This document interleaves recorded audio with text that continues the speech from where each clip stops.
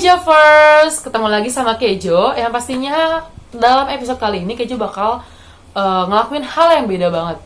Kalau biasanya Kejo ngajak kalian keliling museum-museum, nah untuk kali ini Kejo bakal nyeritain ke kalian tentang gerakan 30 September PKI atau yang sering kita kenal sebagai G30 SPKI. So, keep stay tuned.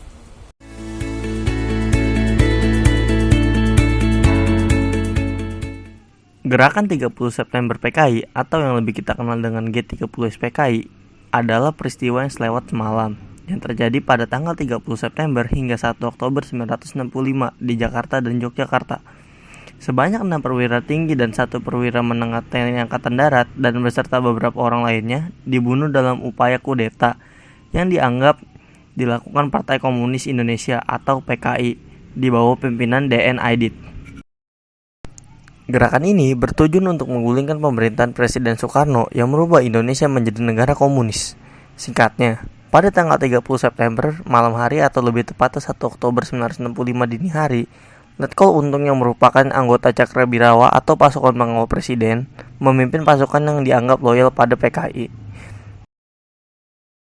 Gerakan ini mengincar perwira tinggi Angkatan Darat. 3 dari 6 orang yang menjadi target langsung dibunuh di kediamannya, sedangkan yang lainnya diculik dan dibawa menuju lubang buaya. Jenazah mereka ditemukan selang beberapa hari kemudian. Alasan PKI menculik dan membunuh para jenderal Angkatan Darat karena PKI mendengar adanya desas-desus bahwa ada resolusi Dewan Jenderal. Para pemimpin PKI menjadi resah jika resolusi Dewan Jenderal berhasil terjadi, maka kedudukan mereka akan berada di ujung tanduk. Dengan alasan itu, maka PKI ingin mendahului para jenderal dengan menculik dan membunuh para jenderal Angkatan Darat agar tidak terjadi resolusi Dewan Jenderal dan posisi mereka akan kembali aman. Adapun 6 jenderal yang berhasil dibunuh dalam gerakan 30 September PKI. 1. Letjen TNI Ahmad Yani yang menjabat sebagai Panglima Angkatan Darat. 2. Majen TNI Raden Suprato yang menjabat sebagai Panglima Angkatan Darat bidang administrasi. 3. Majen TNI Mas Tirto Darmo Haryono yang menjabat sebagai Panglima Angkatan Darat bidang perencanaan dan pembinaan.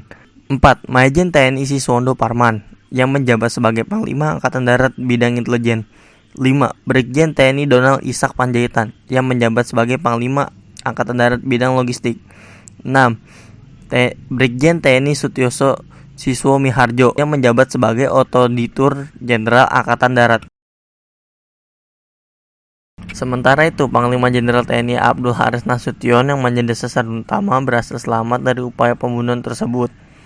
Sebaliknya, putrinya yaitu Ade Irma Suryani Nasution dan ajudan dia tewas dalam usaha pembunuhan tersebut. Para korban tersebut kemudian dibuang ke suatu lokasi di daerah Pondok Gede yang dikenal dengan nama Lubang Buaya. Mayat mereka ditemukan pada tanggal 3 Oktober. Dan ke-6 jenderal tersebut kemudian ditetapkan sebagai pahlawan revolusi. Sejak berlakunya UU nomor 20 tahun 2009, gelar ini juga diakui sebagai pahlawan nasional. Setelah kejadian tersebut, Presiden Soekarno memerintahkan Mayor Jenderal Soeharto untuk membersihkan semua unsur pemerintahan dari pengaruh PKI. Pada akhir tahun 1965, diperkirakan sekitar 500.000 hingga 1 juta orang yang mendukung PKI diduga menjadi korban pembunuhan, sedangkan ratusan ribu lainnya diasingkan. Setelah semuanya selesai, tanggal 30 September diperingati sebagai hari peringatan gerakan 30 SPKI. Dan hari berikutnya, tanggal 1 Oktober ditetapkan sebagai Hari Kesaktian Pancasila untuk mengenang jasa ketujuh pahlawan revolusi yang gugur dalam peristiwa ini. Soeharto juga menegaskan pembangunan monumen Pancasila Sakti di Lubang Buaya. Pada masa pemerintahan Soeharto, biasanya sebuah film mengenai kejadian tersebut juga ditayangkan di seluruh stasiun televisi di Indonesia setiap tahun pada tanggal 30 September.